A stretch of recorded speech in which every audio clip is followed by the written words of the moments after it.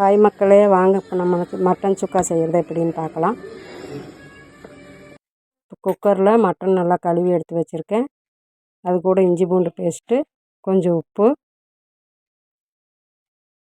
கொஞ்சம் தண்ணி ஊற்றிக்கலாங்க. மஞ்சத்தூள் கொஞ்சம் போட்டு மூடி போட்டு வேக வச்சுக்கலாங்க.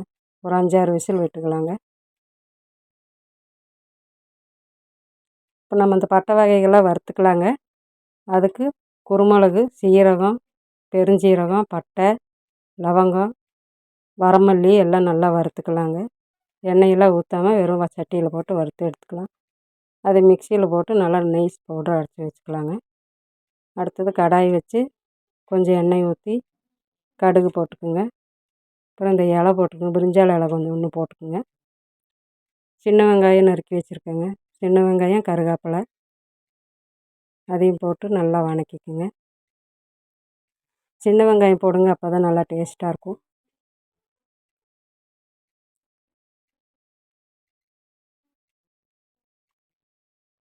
நல்லா கொஞ்சம் பொன்னிறமாக வர வரைக்கும் வதக்கிக்கங்க. நான் ஒரு தக்காளி எடுத்து வச்சுருக்கேங்க. அதையும் நல்லா சின்னதாக வெட்டி அதையும் போட்டுக்கோங்க. அதையும் போட்டு நல்லா வதக்கிக்கங்க.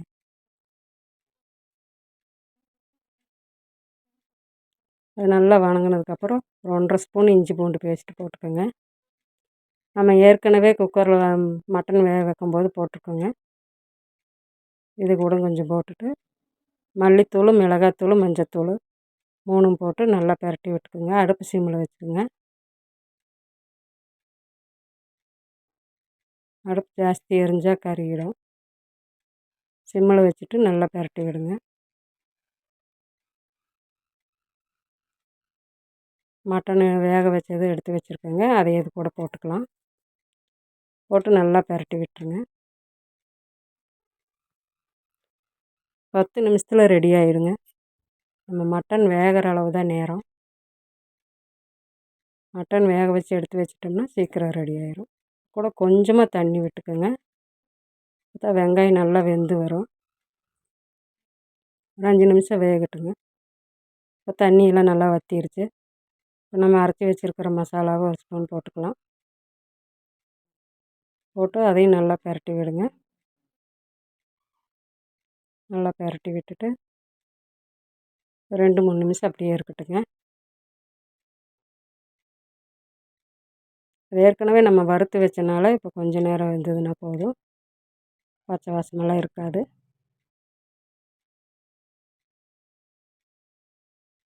நம்ம எப்பவும் குழம்பே செஞ்சிட்ருக்கோம். அதுக்கு பதிலாக ஒரு தடவை இப்படி செஞ்சு பாருங்கள். குழந்தைங்க விரும்பி சாப்பிடுவாங்க.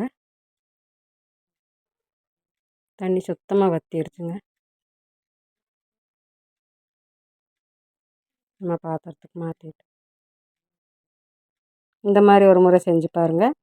இந்த மாதிரி செஞ்சு பார்த்துட்டு உங்களுக்கு பிடிச்சிருந்தா இந்த வீடியோவை லைக் பண்ணுங்கள், ஷேர் பண்ணுங்கள், சப்ஸ்கிரைப் பண்ணுங்கள். பாய் மக்களே.